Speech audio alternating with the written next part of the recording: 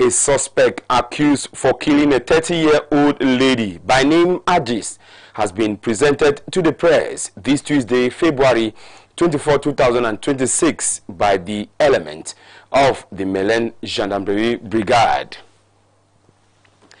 Here at the Ifulan neighborhood in the Yaoundé 3 municipality, a Toyota Avensis is said to have crashed into a commercial motorbike rider. The accident leaves 2 persons injured. And in sport, match day 5 and 6 of the MTN Elite 1 and 2 championships proceeds across the country. Good evening and welcome to the 7 p.m. news. I am Jude Kenji in Yaoundé. Like you heard in one of our top stories, gendarmes at the Melen Brigade have finally closed in on the suspect accused of killing 30-year-old Aji in a fight that spiraled out of control back in November.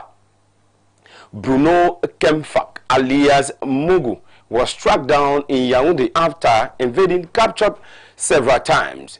He was presented to the press this February 24, 2026 in Yaoundé, as he tells us, Mimi Chobo.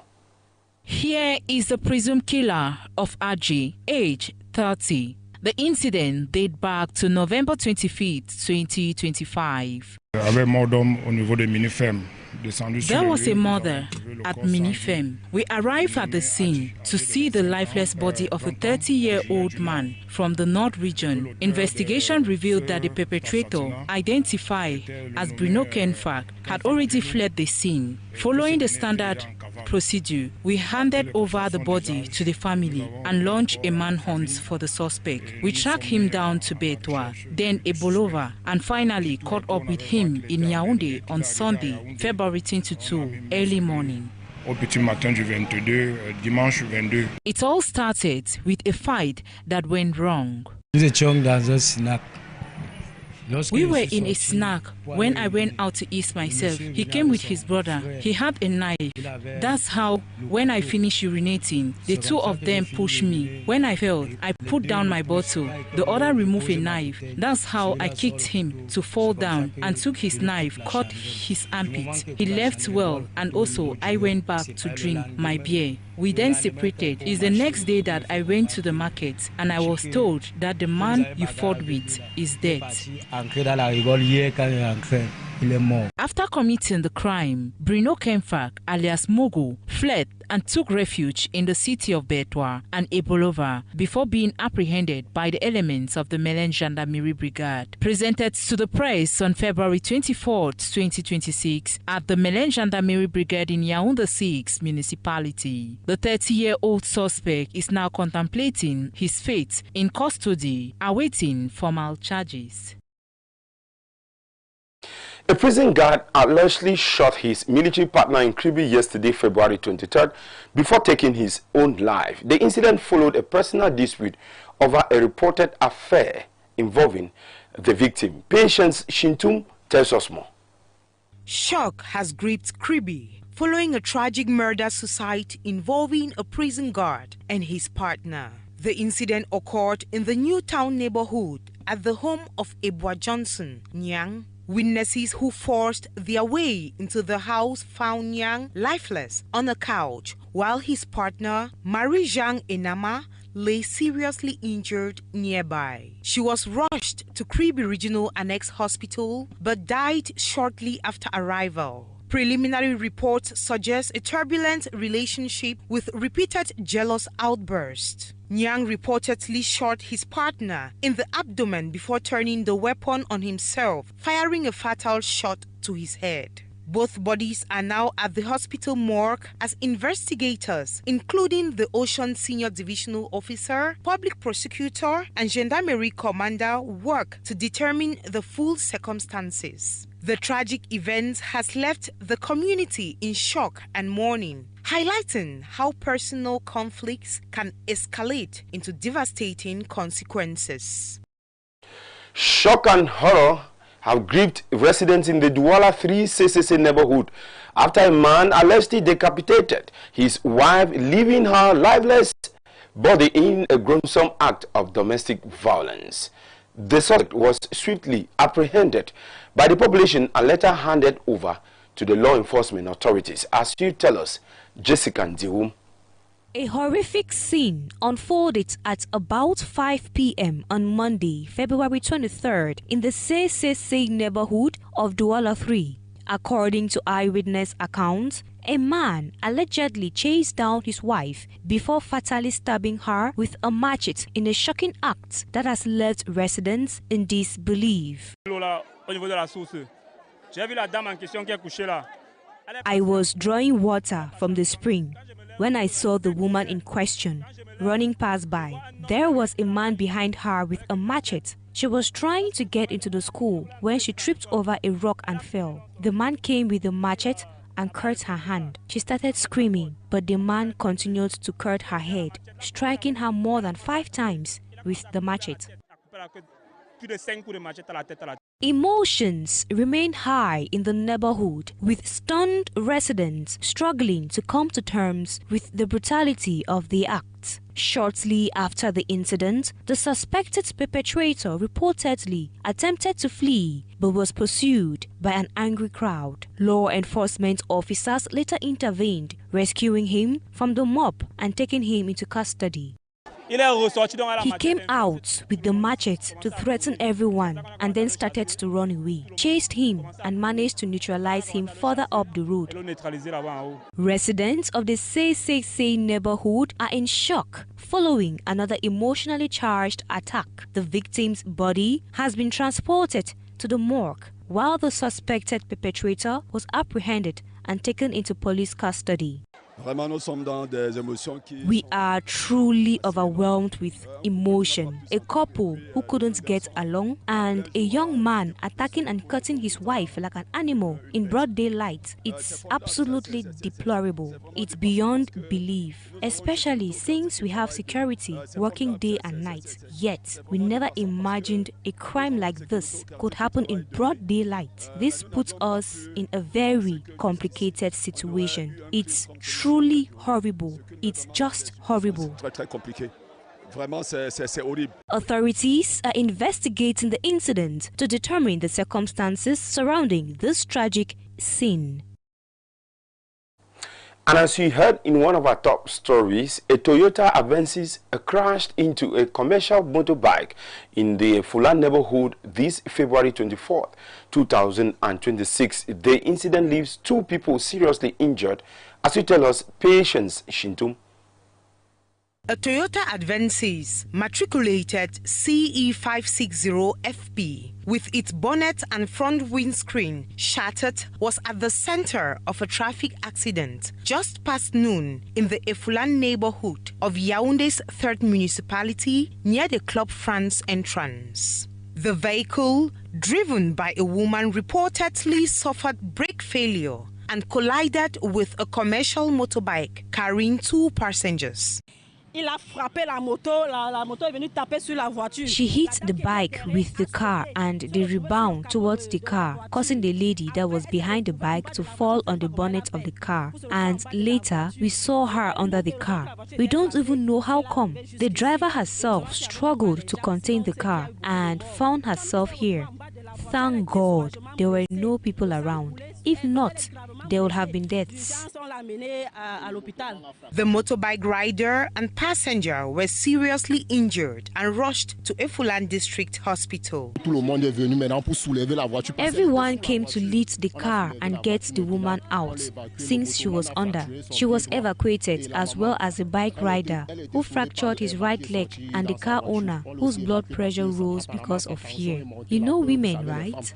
The car driver was visibly shaken but unharmed. Authorities confirmed there were no fatalities. Police are investigating the incident to determine the exact cause and prevent similar accidents in the area.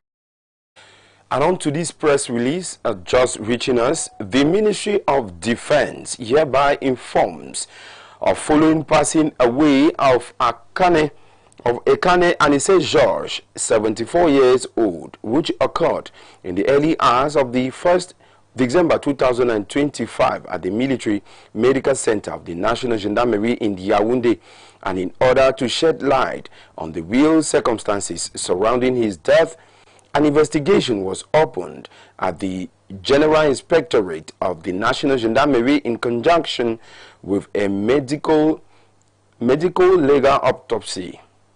From this administrative inquiry, it appears, on the one hand, that the arrest and detention of Ekane Anise George were as a result of his involvement in the violent demonstrations recorded in Douala before and after the publication of the result of the 12 October 2025 presidential election, and on the other hand, that his death occurred while the judicial investigation on various legal grievances was still in progress. The forensic autopsy report, produced by a panel consisting of a professor and 2 doctors of medicine, based on the result of additional examinations carried out at the Roman University Center of Legal Medicine in Switzerland, was submitted to the State Council at the Yaoundé Military Court on Monday, 23rd February 2026. The report revealed a complete absence of traumatic injuries and the existence of serious underlying medical conditions that led to the death of a patient with a delicate medical history. The report included that the death was due to natural causes. Therefore, on the same Monday, 23rd February 2026, the State Council ordered the removal of the seals, thus allowing the body to be released to the victim's heirs by the Yaoundé Central Hospital administration. The press release is signed by Navy Captain Atomfak Ngemosiri Serge, head of the Communication Division of the Ministry of Defense. Away from that, an increasing number of teachers in Cameroon are abandoning their duty post to travel abroad. This leaves schools understaffed, sparking concerns over accountability and the state of working condition in the education sector. In the following report, Patience Shintum takes a look at the situation. Her report. The growing trend of teachers abandoning their duty post in Cameroon to seek greener pastures abroad is raising serious concern within the education sector. In recent years, increasing numbers of educators have reportedly left for countries such as Canada, the United States, and parts of Europe, leaving classrooms understaffed and learners stranded. While many blame poor remuneration, difficult working conditions, and delayed benefits, others point to insecurity in crisis-hit regions as a major push factor. Teachers deployed to these areas often face safety risks, inadequate infrastructure, and limited state protection. However, beyond the reasons for departure, questions of responsibility are emerging. Who monitors teachers' attendance? Who is responsible for suspending the salaries of those who abandon their posts? Critics argue that bureaucratic delays and weak administrative follow-up allow some absentee teachers to remain on the government payroll long after leaving the country. Under public service regulations, unauthorized absence can lead to salary suspension or outright dismissal. Yet, enforcement appears inconsistent, raising concerns about accountability within the system. At the same time, educators are expected to respect professional ethics and disengage formally if they choose to leave. As the exodus continues, stakeholders warn that urgent reforms are needed to protect the integrity of Cameroon's education system and secure the future of its learners. As Cameroon celebrates Mother Tongue Day, citizens have been pondering on ways to foster the country's rich linguistic heritage. Rogers Noom spoke with a cross-section of Cameroonians to get their opinion on how to foster the mother tongue, and now reports. With languages, You are at home anywhere, a thinker once said. So what happens if you abandon your home language to pick up a foreign tongue? These thoughts are deep in the minds of Cameroonians as they reflect on ways to conserve and promote the use of their mother tongues. I have an example. I think my elder brother got married to a girl from the West region. When you meet them in the house, children speak both, Bamileke and Bulu in the house. So I think parents have to do it. We have to sensitize, because some children, when you try to speak your language, they don't want, because they don't know. You don't have to be ashamed of our language. Parents should be willing to teach the children, because there's no other way around. See, if parents at home could use the mother tongue with the children when they are still pretty young, it would be very easy for us to preserve values, cultural values, or whatever are transmitted through the mother tongue. These languages should not only be instruments used to reprimand kids, but it should really be instruments used in educating kids. We should not just teach them in schools, but we should also teach them at home through plays, folktales, videos. We would love to see maybe some streets bearing some local names. We would love to see some buildings bearing local names. Cameroon has a rich linguistic diversity with an estimated 250 to 300 distinct indigenous languages spoken in the country. On the downside, 94 of them are now classified as endangered, prompting concerns. Women in Yaoundé are faced with a fashion emergency as fabric scarcity sparks black market, with prices soaring from 13 to 15,000 francs CFA, leaving many scrambling for alternatives before the D-Day, as you tell us, Mimi Chiobo. With less than 2 weeks to go before the International Women's Day celebration on March 8, 2026, a severe fabric shortage has led to the price surge on the black market. Women are lining up outside Lakin's store, hoping to get their hands on the precious fabric, but to no avail. I am so frustrated with this Women's Day fabric shortage. It's day 23 already, and we are still struggling to find fabric. They tell us the stock is finished, and retailers are selling it for 15,000. How are we supposed to make ends meet with prices like that? We are stuck with no solution. According to sources, fabric is being sold at exorbitant prices ranging from 13,000 to 15,000 CFA francs, way above the usual rate of 10,000 CFA francs sold at Lakin. This is particularly frustrating as women have already planned to buy new fabric for the special day.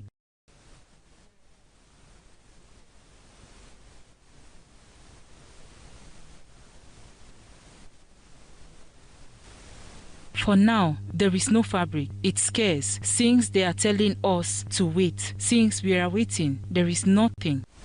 Visiting some shops at Yaoundé Central Market, it was revealed that the situation is still the same. Fabric is hard to find.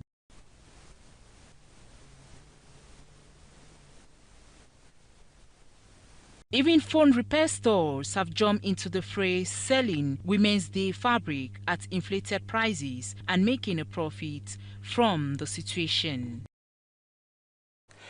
After the Etoile-Meki fire in Yaoundé that claimed 6 lives, Maroua in Far North region has also recorded deaths in the flames. This worrying trend of fire in households and public establishments calls for a more in-depth reflection, as you tell us, Mimi Chiobo.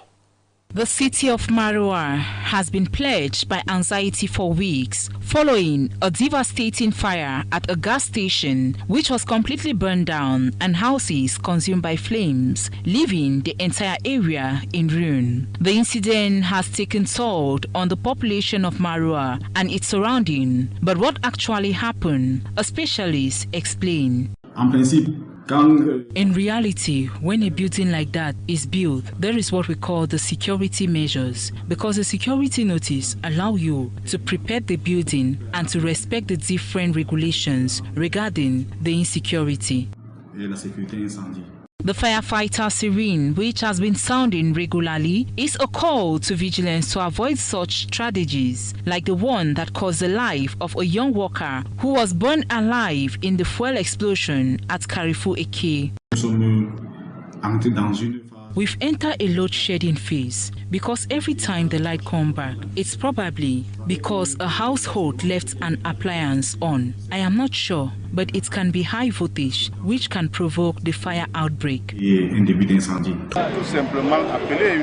We want to simply call on the population once more to be vigilant, because so many times we came here to tell them that the coexistence of these two enterprises of fuel and restaurant is not normal. I want also to call on the population to be conscious. In response to the incidents, the competent authorities are calling on individuals with high levels of responsibilities to take measures to limit such incidents. The March session of Parliament, covering both the National Assembly and the Senate, opens this year as arguably the most crucial in recent memory, with expectations running high as lawmakers prepare to address significant institutional reforms. In the following report, we sampled the opinions of some political actors. The March session of Parliament, encompassing both the lower and upper houses, appears this year to be the most crucial yet, with expectations running high as numerous agenda items await consideration. Among the key issues to be addressed is the reform of internal rules and regulations, particularly concerning the mandate of bureau members. For this particular session, they will do fast. They should do fast to put the bureau in place, because without putting the bureau in place, there will not be any parliamentary activities. So we will begin at the 10th. I think later on the 15th, we should have our bureau so as to be able to continue to make our activities. According to observers, the session should reflect the reality of Cameroonians, with many reforms expected to be tabled for discussion. The gathering comes at a time when citizens are looking to their representatives to address pressing national concerns through legislative action. Reflection of the reality, not just a cosmetic, not just something that we have a session, we come and drink and shout and sing the anthem and go. No, it's something very serious, because today Cameroonians are like, we cannot take it anymore. We don't want it anymore, and things must change. So mayors, MPs and others must understand that they are highly expected on their responsibilities to not only bring new reforms, but also work hard to reach the standard. The head of state says that they have understood what our let's say our TS have understood our recriminations and is willing to solve the problem. So this session is very expected, and we believe maybe the ministerial reshufflement can come out of that. So you can see that the country is really waiting, expecting that session, and now the ball is in their camp. It should be noted that the March session of the National Assembly is characterized by the election of the Bureau, alongside other parliamentary actions expected to shape the legislative calendar for the coming months. The composition of key leadership positions will likely influence how effectively the chamber addresses the reform agenda before them. And as you heard in one of our top stories in sport, match day 5 and 6 of the MTN Elite 1 and 2 championships proceed across the country, delivering crucial victories, further intensifying the battle for positions at the top and at the bottom standings. As you tell us, Phillips Enchi.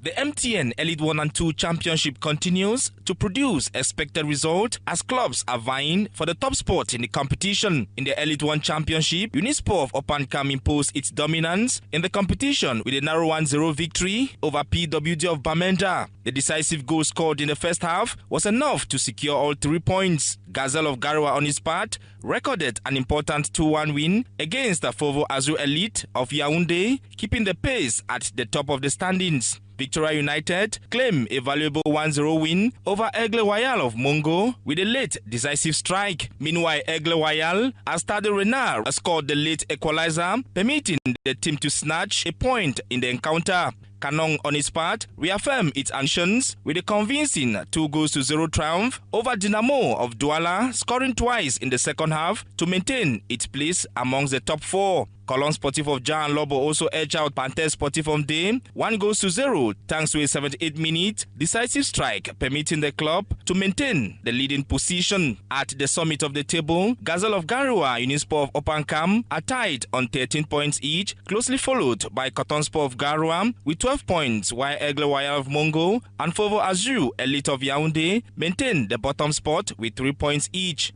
In the Elite 2, the competition remains equally intense. In Group A, Astro of Douala secured a 2-1 victory over Ngoketunja FC of Bamenda. Atlantic FC of Kribi settled for a 1-1 draw against Apeje Sonfu, while Edingspor of Lekie and Sable of Bati also shared the point in a similar 1-1 scoreline. AS Fab of Yaoundé and Union Sportive of Douala played out a goalless draw, underlining the tight and tactical nature of the championship. As the season progresses, both divisions continue to showcase competitive football, setting the stage for an unpredictable and closely contested championship.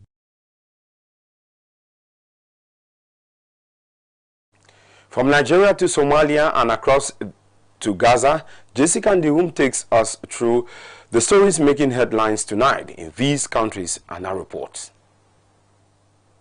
Somaliland faces a severe drought with farms and reservoirs parched after months without rain. Faisal Omar Salah's family farm furrows lie dry, while nearby Leila's reservoir, once teeming with water, now offers only sparse grazing for camels. Locals report that no rainfall since last June or July, despite the region usually being the wettest in Somaliland. Authorities are looking to Israel for expertise in water management to tackle the crisis. Chad has shut its border with Sudan after fighting linked to Sudan's conflict killed 5 Guardian soldiers. 3 civilians also died and 12 were injured. The clashes occurred in the border town of Tain, where Sudanese forces have repeatedly crossed into Chad. According to the UN, the war in Sudan, now approaching its 4th year, has displaced millions and triggered the world's largest hunger crisis. And in Gaza,